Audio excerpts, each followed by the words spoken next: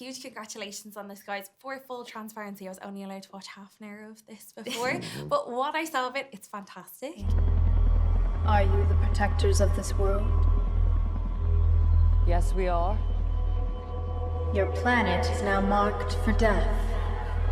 Julie, I did read that you like to keep journals of your characters, which is something I'm so fascinated by. I would love to know, as a girl who is not very good at journaling, what is the key to a good journal? And also, what do you think was in Silver Surfer's journal the day that she came to the Earth to tell them that it was marked for death? Because that would probably be pretty intense. Yes, it was intense. It's funny because I'm so bad at journaling in my real life. Okay. But I'm only okay at it as an actor. So interesting. So yeah. So I mean, I know it was very sad and depressing, her final days. But those things I like to keep private in a way. Of course. Because it's a journal. But yeah.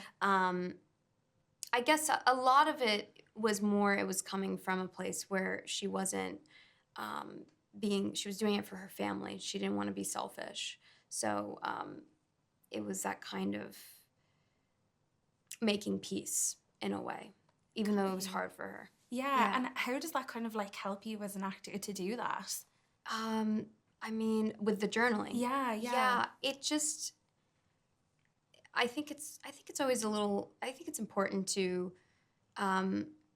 as an actor, to have almost secrets in a way, your character that you don't share with everybody. So then there's always something brewing and then in your head and through your eyes. So that's why I have the journal. The layers. Yes. I herald his beginning. I herald your end. I herald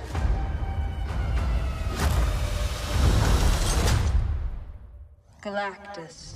And Ralph, I did read that you visited a lot of tall buildings and ruminated on top of them. Has this been mentioned before? It has, yeah. Has it? Because it's quite fascinating. What blows me away is that people would find it so odd. So if you're playing a character who's 750 foot tall, that you would want to experience and look at life how they see it. Yeah. It's a very obvious thing to do. It does make a lot of sense. What did you find out while you were up there? Well, just that feeling of scale and your relation to the world and to people, and you start to think about Galactus, and a human lives for 80 years, an ant lives for 8 months. That's a very big difference. Galactus is 14 billion years old, so in Galactus's eyes, the difference between a human and an ant is there's nothing. Interesting. He's not some evil guy. He's so getting some concept of the scale by standing on the top buildings or things like that does make you think about those kind of things. He's not being performatively cruel. He's treading on ants at worst. It's interesting to get into that mindset. She was right here, and Johnny thinks they had a moment. Okay. I get it. Johnny loves space. Johnny loves women. What's the plan? I'll get a charmer. Last question.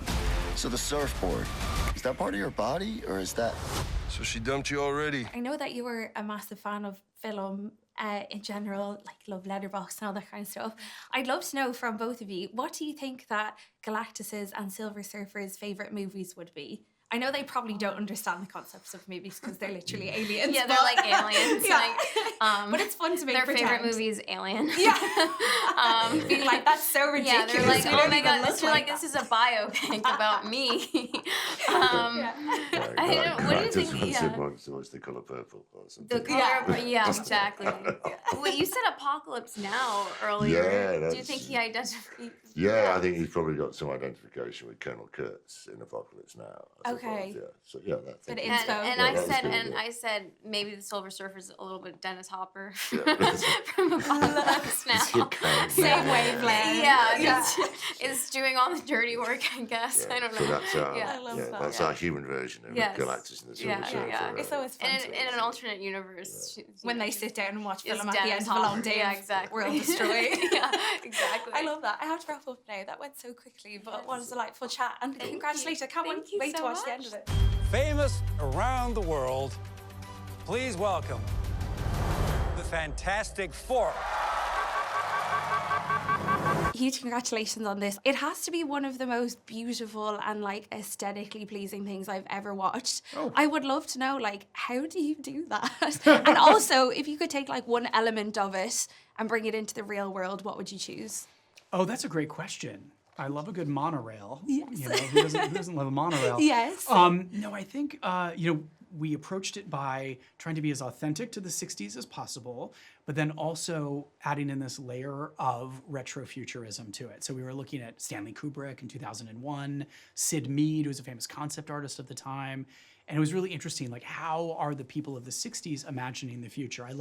I'm a sucker for all those, like, House of Tomorrow, GE's House of Tomorrow, or the World's Fair of 1964 in New York, where Disneyland was introducing, you know, It's a Small World and the monorail and all that. Like, imagining the future at that time and just saying, oh, but what if it actually was the present?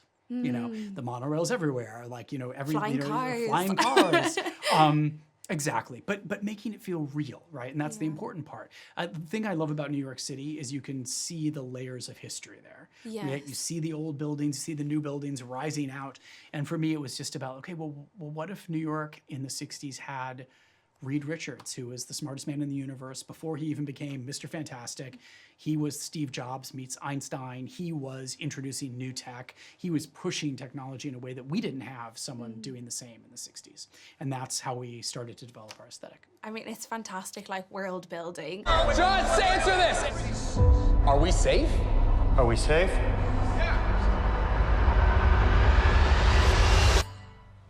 I don't know. There was a shot that I would love to bring up to you. It was in the trailer, I noticed it again, and it's Galactus kind of like looming over New York City. Right. And I know that you've called him a planet-eating cosmic vampire. Yes. Is it a nod to Nosferatu?